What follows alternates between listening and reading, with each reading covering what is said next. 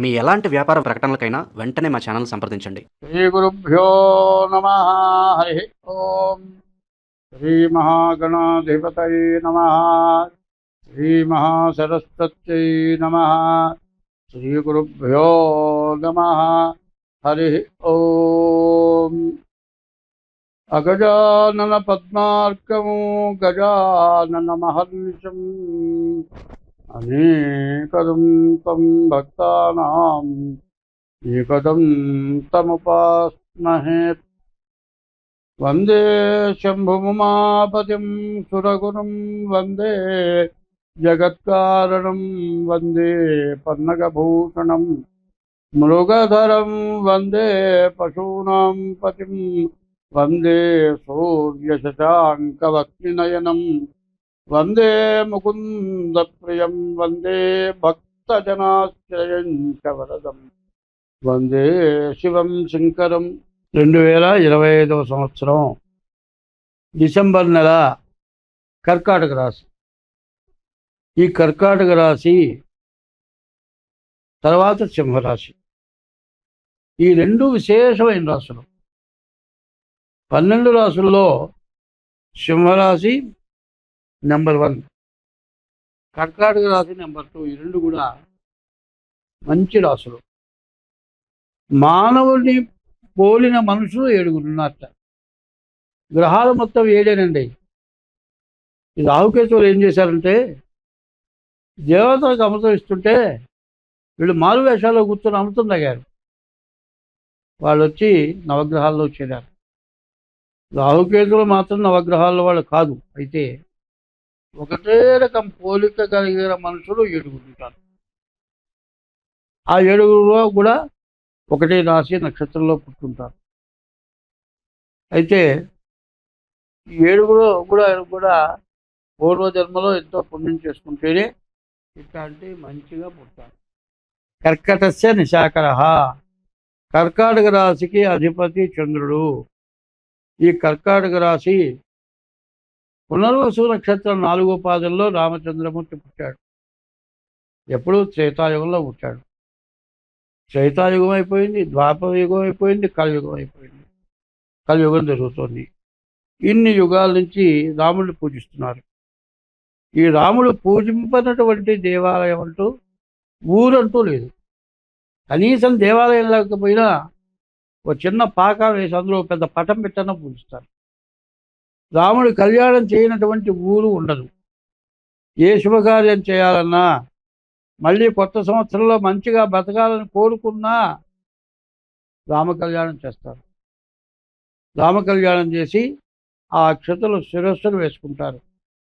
ఎవరింటోనైనా పెళ్ళి జరిగితే పెళ్ళి మండపం ఎదురకుండా సీతారామ లక్ష్మణ భరత శత్రుఘ్న పరివార సమేత ఆంజనేయ స్వామితో సహా రాములు వారి పటం పెడతారు. ఇప్పుడు అది పెట్టలేదండి, ఎదురకుండా పాట కచ్చారు.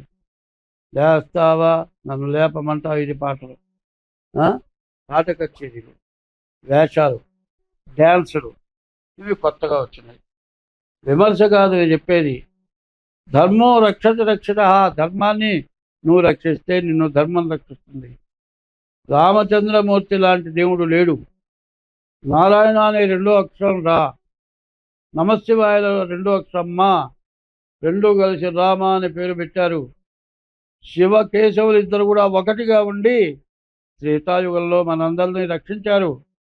అటువంటి రాముడిని పూజించడం పోయింది. రాముడు సత్యవాక్ పరిపాలకుడు, ఏకపత్ని వ్రతుడు, అందరినీ కూడా రక్షించగలవాడు, దుర్మార్గులను శిక్షించగలవాడు. అటు ఆ రాముడిని పూజించడం తగ్గిపోయింది. ఒకప్పుడు ఇంగ్లీష్ వాళ్ళ ప్రభుత్వం వచ్చి మనందరినీ హింస పెడితే రామనామంతో సత్యాగ్రహంతో మన స్వతంత్రాన్ని సంపాదించుకున్నాం. ఇప్పుడు కూడా మనకు అస్వతంత్రం వస్తోంది. పునర్వసు నక్షత్రం, పుష్యమి నక్షత్రం, ఆశ్లేష నక్షత్రం, పునర్వసు నక్షత్రం 4వ పాదం, పుష్యమి నక్షత్రం 4 పాదాలు, ఆశ్లేష నక్షత్రం 4 పాదాలు, ఈ 9 పాదాలు కలిసి కర్కాటక రాశి వచ్చింది. కర్కాటక రాశి నోరు తెరిచి చెప్పాలి అంటే పాత రోజులు ధర్మం మొత్తం గుర్తొస్తోంది.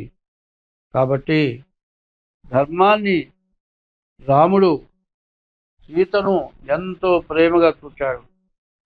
అరణ్యంలో కూడా భార్యను వెళ్ళవయ్యా నేనెందుకల్లా అరణ్యవాసం చేసినప్పుడు రాముడితో పాటు సీత వచ్చింది. భార్యతో భర్త, భర్తతో భార్య. అన్నం ఉండటానికి గిన్నె, గిన్నెకి కావాలంటే బియ్యం, బియ్యం నీళ్లు. అట్లాగే రాముడు, లక్ష్మణుడు, సీత ముగ్గురు గిన్నె, బియ్యము, నీళ్లు. ఎట్లాగో వాళ్ళు ముగ్గురు. అగ్నివలయ అంటే ఆంజనేయుడు. ఇంత గొప్పవాళ్ళు ఉండబట్టి మన దేశం, మన భారతదేశం, భరత ఖండం, మరి హిందూ మతం నిలబడ్డది.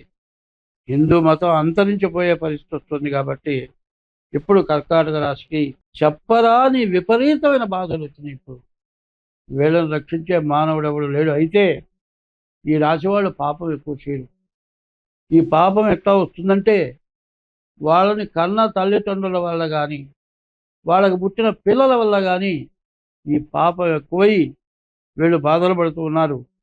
ఈ కర్కాటక రాశికి లెక్క వేస్తే శుక్రుడు ఒక్కడు తప్పితే ఏ గ్రహం బాగాలేదు. మరి వీళ్ళని ఎవరు రక్షించాలంటే రాముడే. ఎందుకంటే రాముని గురించి మాకు చిన్నప్పుడు నాకు మాటలు రానప్పుడు ఒక పద్యం చెప్పారు.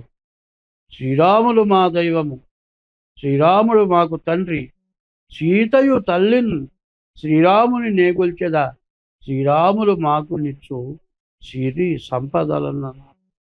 అందువల్ల ఈ కర్కాటక రాశికి ఇంత కష్టం రావడానికి కారణం ఏంటంటే మనం చేసుకుంటున్న పాపం.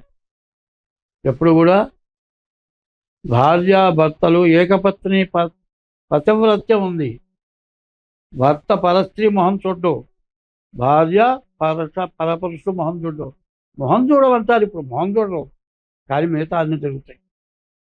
మరి అటువంటి పరిస్థితి వచ్చింది. మన కర్మ అట్లా పట్టింది. 5 సంవత్సరాల పిల్లలకు ఇంజక్షన్లు చేసి వ్యభిచార గృహాలకు పంపిస్తున్నారు. పిల్లల్ని కాజేసుకుపోయేటట్టు పనులు చేస్తున్నారు.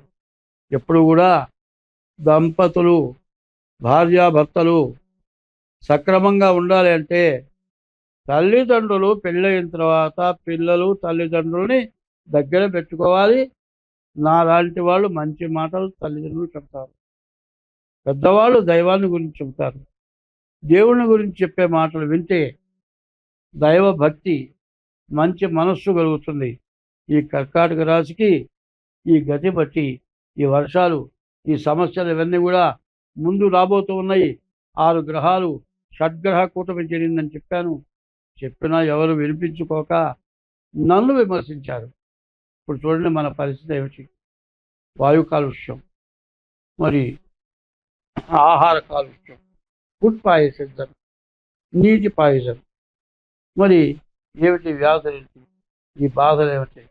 కనీసం కాల్లో ముళ్ళు గుచ్చుకుంటే ఈ వర్షానికి తడిసిన ముళ్ళు వల్ల క్యాన్సర్ వచ్చే పరిస్థితి ఉంది.